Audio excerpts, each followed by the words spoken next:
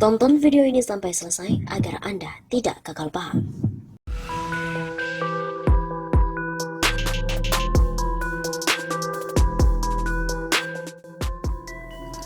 Sobat Dami Mas Safa, kembali lagi bersama dengan kami untuk mengupas fakta-fakta perpolitikan dan juga informasi terkini di tanah air.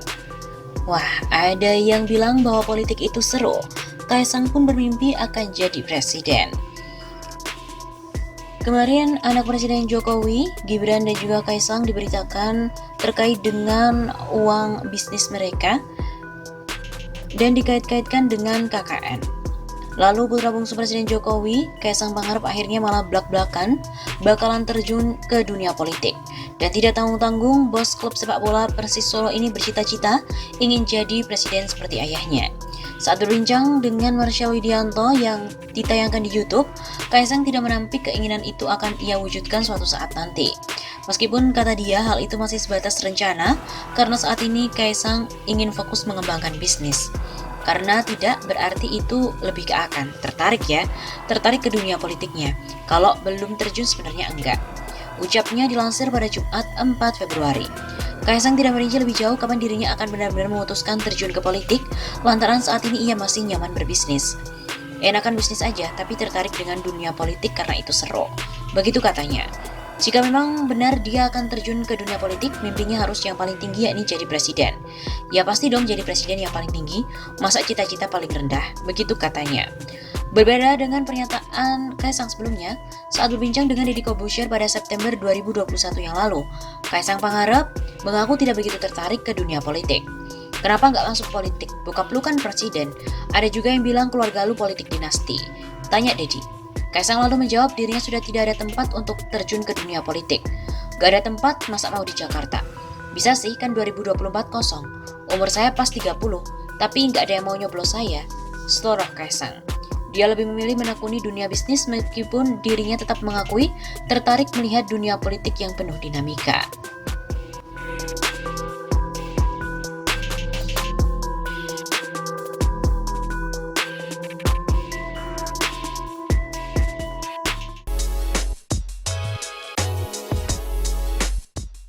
Kekayaan anak Jokowi dipertanyakan, kok bisa borong saham dan juga klub bola?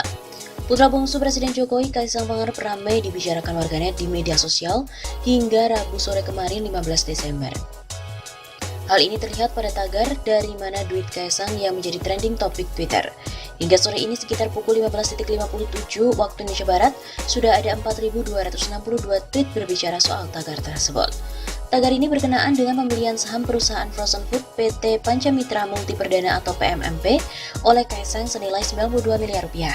Pembelian saham ini bahkan sebelumnya disoroti Begawan Ekonomi Rizal Ramli. Penjual pisang, Kaisang Pangarep borong saham. Wajar jika Pak Rizal Ramli mempertanyakan sumber dari mana duit Kaisang membeli saham senilai 92,2 miliar rupiah, kata akun Twitter @pura2demokrasi. Gak usah pada kepo dari mana duit Kaisang, kan jualan pisang goreng sama ayam. Jadi bisa beli klub bola, terus bisa beli saham. Tapi kok bisa ya? Emang dari mana duit Kaisang? Ujar akun lainnya. Rizal Ramli sebelumnya mempertanyakan kemampuan putra bungsu presiden yang kini berusia 26 tahun itu membeli saham perusahaan frozen food PT Pancamitra Multi Perdana oleh Kaisang senilai 92 miliar rupiah. Hari ini, ada anak kecil, anak bawang beli investasi ratusan miliar, duit dari mana itu? Kan duit dari bisnis jualan pisang doang. Sindir Rizal Ramli. RR bahkan menyinggung soal korupsi, kolusi, nepotisme.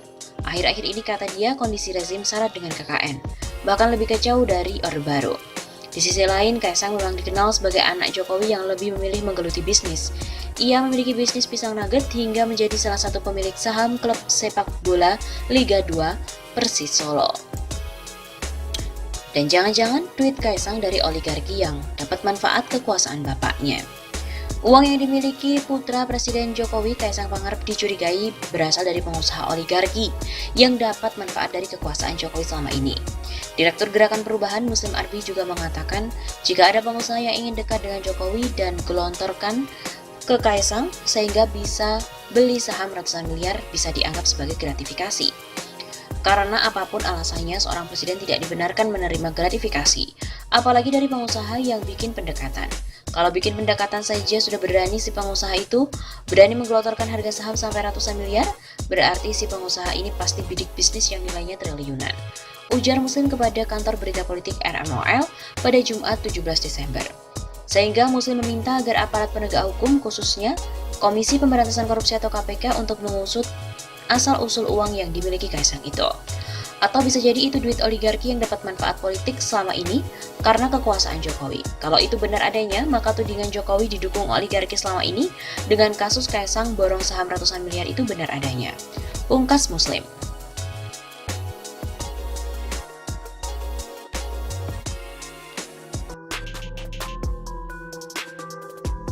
Halo Sobat 51 Safa, kembali lagi bersama dengan kami untuk mengulas fakta-fakta perpolitikan dan juga informasi terkini di tanah air. Anak Jokowi beli saham hampir 100 miliar rupiah. Rizal Ramli pun menyindirnya, duit dari mana? Padahal cuma jualan pisang doang.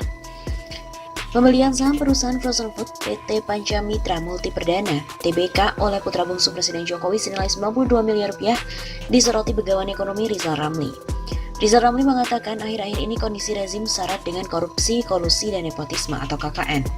Dijelaskan mantan kepala Bulog ini bahwa kondisi saat ini lebih kacau dari masa Orde Baru.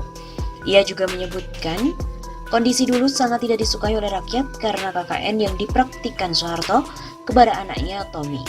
Sedangkan saat ini seorang anak presiden bisa memiliki uang hampir 100 miliar rupiah untuk membeli investasi saham. Hari ini ada anak kecil, anak bawang beli investasi ratusan miliar. Duit dari mana itu? Kan duit dari bisnis jualan pisang doang.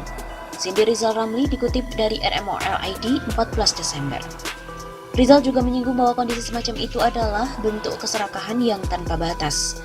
RR juga menyayangkan saat ini rakyat mengalami kesulitan, justru malah ada kelompok-kelompok yang mengambil kesempatan. Padahal, kata pria yang kerap disapa RR ini, sudah ada 130.000 orang yang telah meregang nyawa akibat pandemi COVID-19. Apalagi ada dana senilai 1.035 triliun rupiah yang kemudian digunakan untuk menanggulangi pandemi.